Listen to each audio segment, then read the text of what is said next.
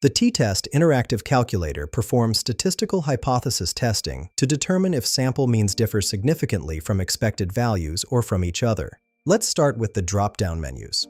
Test type offers 4 options: 1 sample t-test, 2 sample independent t-test with equal variance, 2 sample Welch's t-test with unequal variance, and paired t-test. I'll select 1 sample t-test. Significance level alpha has 3 options: 0.10 for 90% confidence, 0.05 for 95% confidence, and 0.01 for 99% confidence. I'll choose 0.05. Test type has two-tailed, left-tailed less than, and right-tailed greater than. I'll use two-tailed.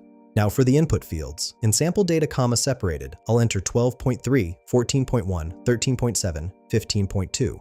For population mean M0, I'll enter 13.5. Click Calculate. The calculator returns your test statistic, degrees of freedom, and p-value. The test statistic measures how many standard errors your sample mean is from the population mean. Degrees of freedom equals sample size minus 1. The p-value tells you the probability of observing your results if the null hypothesis is true.